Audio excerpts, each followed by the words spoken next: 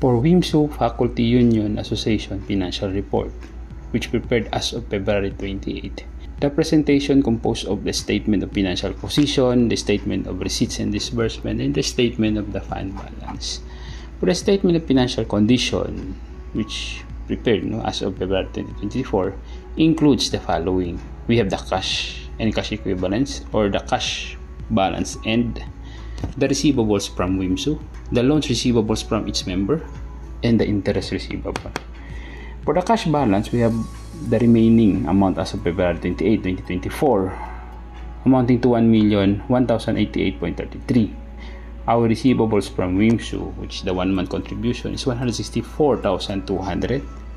Our loans receivable, which is granted to each member, reached to 746,500. Then we have the interest receivable. We have 67,750. For the total assets, reached to 1,979,538.33. This will be our total fund balances. For the statement of receipts and disbursement, which prepared from March 2023 to February 2024, the receipts reached a total of 2,011,368.68, and the total operating expenses, or the disbursement, is 1,297,764.98.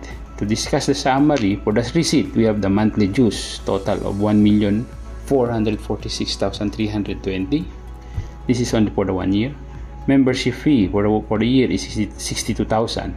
Interest income is 106,048.86. Then we have the other income, the theoretical raffle. We have 397,000.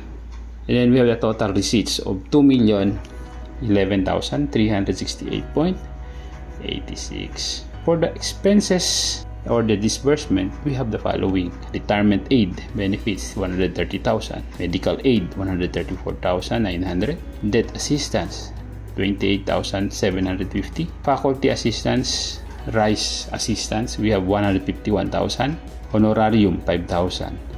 The meals during faculty day, we have 328,500. Prices and others, we have 241,610.71. That's during the faculty union day. Then we have the miscellaneous of 278,004.27. Then we have a total expenses of 1,297,764.98. Our net surplus reached to 713,603.88, which is favorable compared to last year, our previous year's operation, which only reached to 652,667.07, which means the percentage is compared to last year is increased already. This is the WIMSU Faculty Union Statement of Good Financial Condition. Ladies and gentlemen, that's all, and thank you. Au! Au! Au!